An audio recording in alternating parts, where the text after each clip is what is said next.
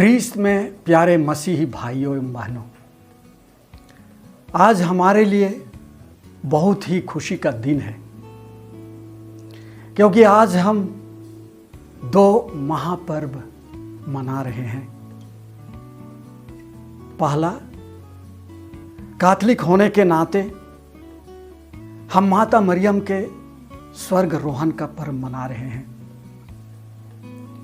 इस समय हम यही याद कर रहे हैं कि माता मरियम मरने के बाद भी शरीर और आत्मा के साथ स्वर्ग में उठा ली गई।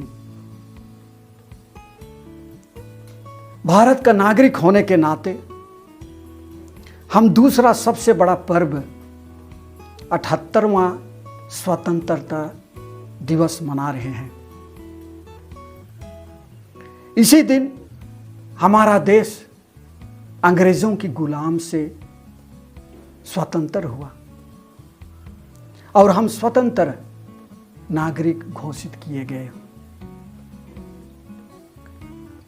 जब हमारे पुरखे आदम और हेवा आदम बारी में ईश्वर द्वारा वर्जित फल खाकर पाप में गिरे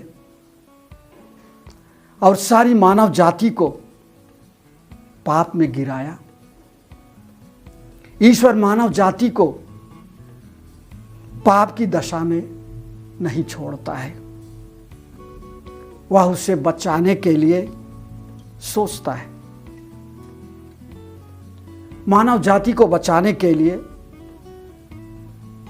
अपने बेटे को इस दुनिया में भेजता है, जो एक नारी से उत्पन्न हुए, और वह नारी थी मरियम, जिसको ईश्वर ने शुरू से ही निष्कलंक रखा। ईश्वर अपने बेटे यीशु की मां बनने के लिए मरियम को चुना। इस तरह मरियम शुरू से ही यीशु को इस दुनिया में लाकर ईश्वर के मुक्ति विधान में सहायता करती है। उन्होंने यीशु को अपने गर्भ में धारण किया। वह अपने को पूर्ण रूपेण ईश्वर के हाथ में सौंप देती है। जब गब्रिएल दूत ने मरियम को यीशु के जन्म का संदेश दिया,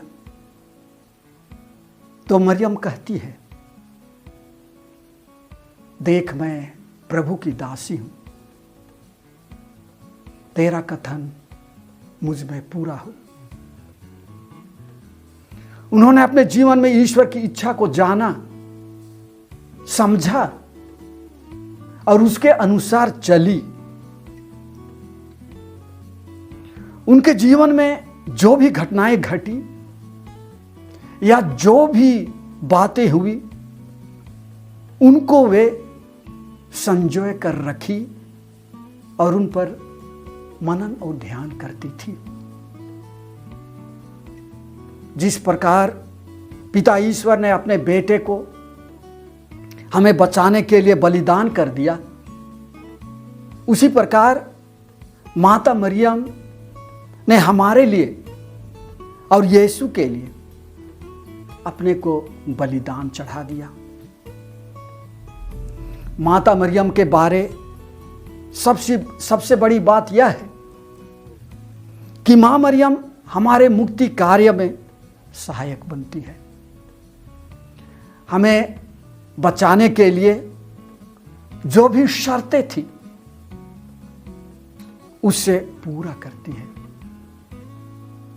यीशु का पालन पोषण अच्छी तरह से करती है। यीशु जो भी करता है उसमें उससे सहयोग करती है। यीशु के जीवन में जो भी घटनाएं घटती हैं वह उसके साथ रहती है। काना के विवाह भोज में वह आग्रह करती है कि यीशु पानी को दाखरस में बदले। जो यूखरिस्त का प्रतीक है और जिसके द्वारा यीशु हमें बचाते हैं।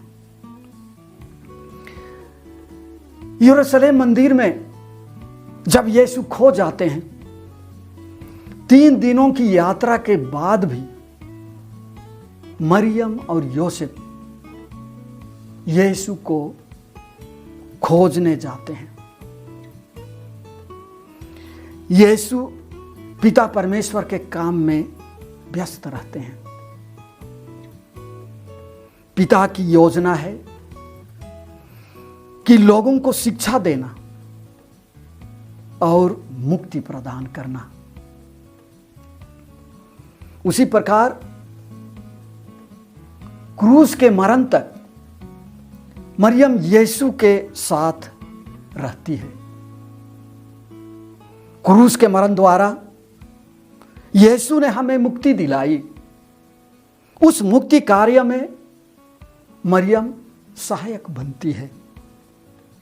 उस क्रूस के मरण द्वारा यीशु ख्रिस्त की मां मरियम को हमारी मां के रूप में प्रदान करते हैं। इन्हीं सब कारणों से यीशु माता मरियम के शरीर को सड़ने नहीं देते हैं और शरीर और आत्मा के साथ उन्हें स्वर्ग उठा ले जाते हैं। यीशु की माता और हमारी माता को ईश्वर कैसे सड़ने देता? मरियम की खाली कब्र यीशु की खाली कब्र की एक छवि,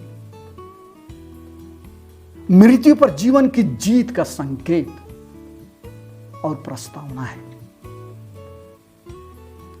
माता मरियम के इन्हीं गुणों के कारण